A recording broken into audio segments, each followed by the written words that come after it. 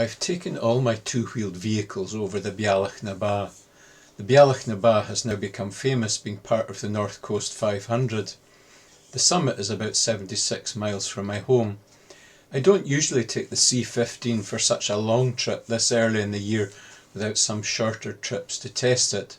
I've only had it out for one short trip up the road this year.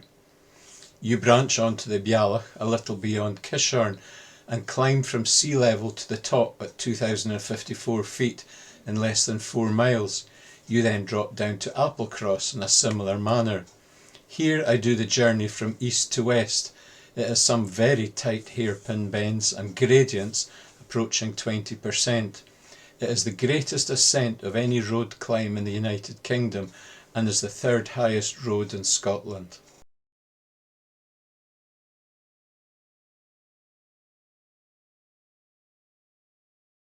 So I had a lovely long run to the west to get to the Bealach na Ba.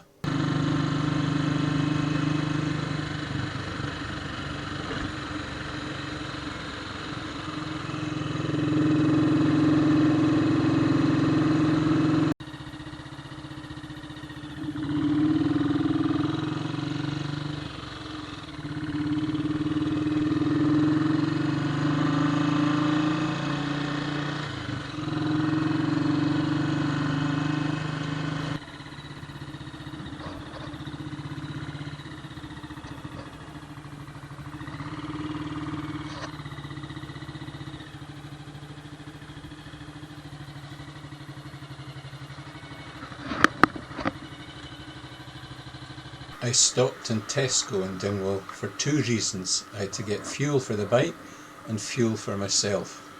This is me putting fuel in the bike.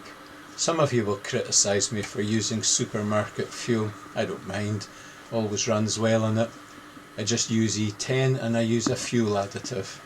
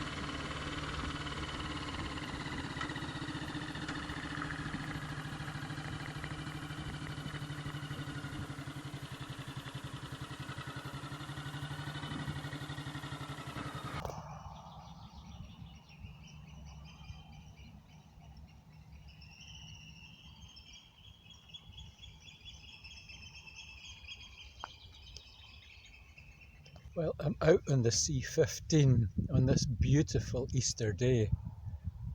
I've taken it over to the west coast of Scotland, and I'm about to go over what's called the Bealach na Ba, or the Hill of the Cows, Pass of the Cows. I've come over here quite deliberately to do a long run today because I got the news you don't want to get earlier in the year. I got the news I've got cancer and it's in my prostate. However, it's contained in the prostate and it's of low grade. So in just over a week's time, I'm going to have my prostate removed in Aberdeen. So this will be the last journey that I'll be making, and then I'll be out of action for a while. I'm dreading certain things that are ahead. I'm dreading being on a catheter. I'm dreading the incontinence that will follow for a while. I'd appreciate your prayers. If you ever give God a few demands or a few requests, I would appreciate your prayers. But what a great day to be out here to go over the Bealach na Ba. Before crossing the Bealach, I had my lunch. You'll see I eat quite healthily.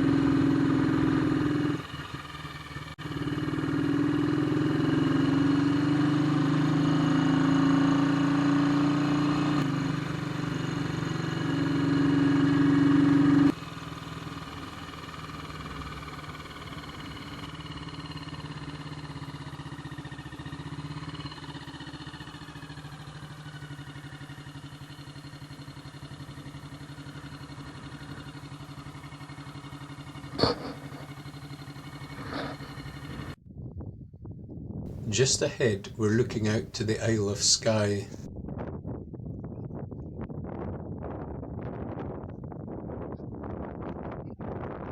Being part of the North Coast 500, there are always a lot of trippers up here.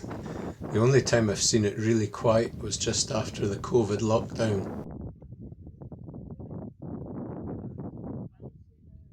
The wee C15 has done it. We are on the top of the Bealach na Ba. The right fork is leaking. It's not been sealed with PTFE string.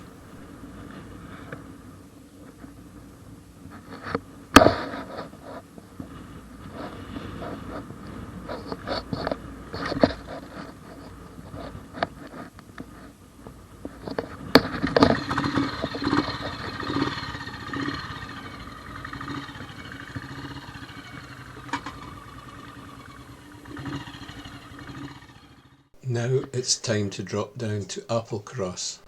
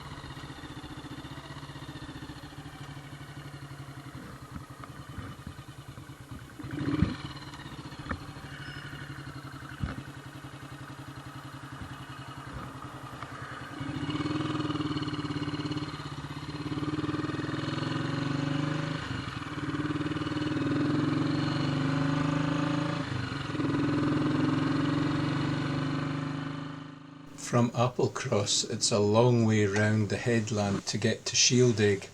From Shieldaig it's on to Torridon, and then from Torridon to Kinlochhew. But these are stunning single track roads with fantastic views. Now, I don't know how well the camera is making it out, but ahead of us, the islands that are near is the very north of the Isle of Skye. But way beyond that, you're seeing the islands of Harris and Lewis, or it's actually one big island. The hills we're seeing must be Harris. So we're seeing far today. It's interesting that my son is travelling out to Stornoway today, where he's a minister. The C15 is chugging along, and now we're going to head out that direction, and these are the Torridon hills that we'll be heading towards.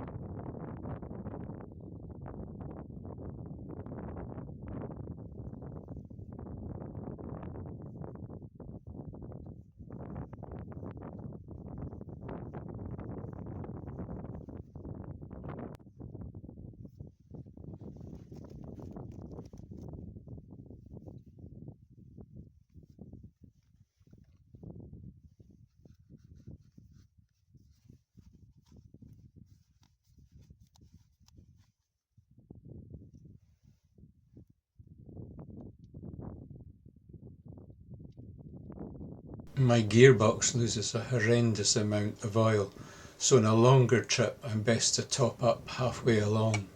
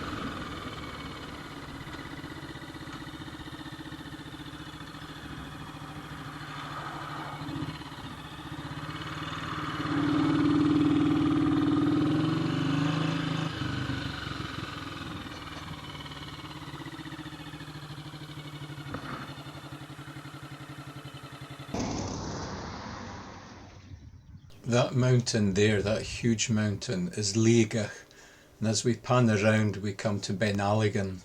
I've been up them both as a much younger man. I had a nice wee snack in the cemetery and enjoyed the sunshine.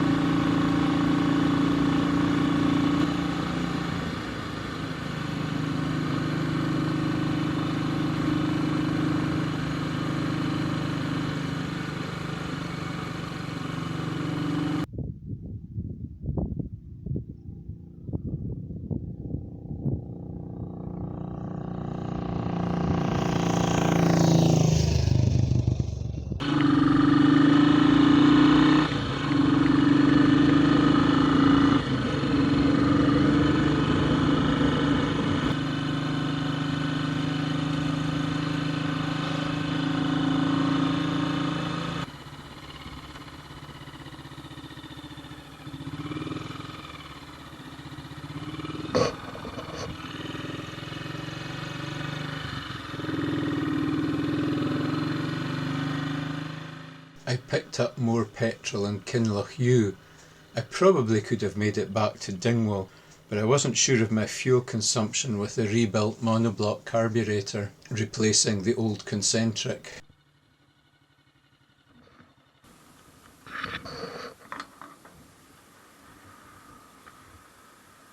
I did put my fuel additive in, just never recorded it.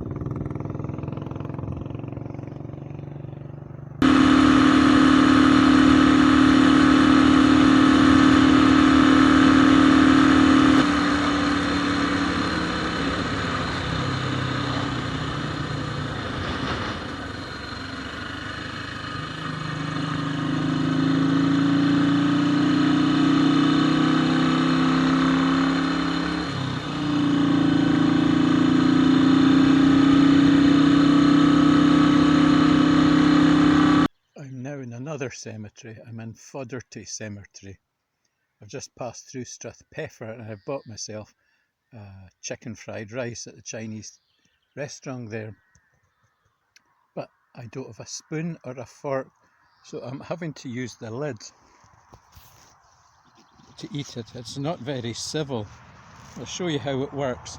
I scoop up a pile on the lid.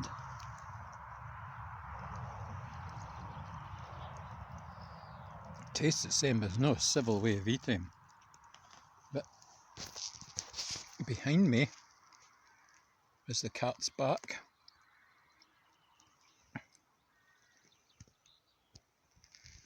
I'm going to finish this and then not too far to home. This is my first cousin Martin Cameron, who I used to do all my ploys with when I was younger. Martin also developed prostate cancer, but he developed it too late. A really nice man. I miss him.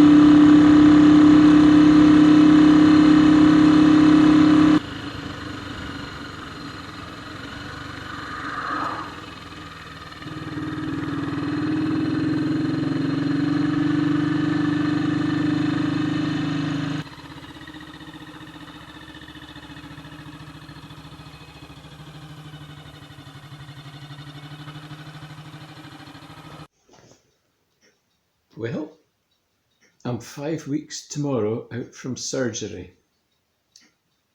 I'm a bit lazy at the moment. I can't do very much at the moment, but I'm enjoying having a rest. Poor wee C15 is sitting in the garage doing nothing, and I don't think I'll be out in it for probably another 5 weeks. But I've come through surgery well, my wounds have healed up well, I'm feeling well.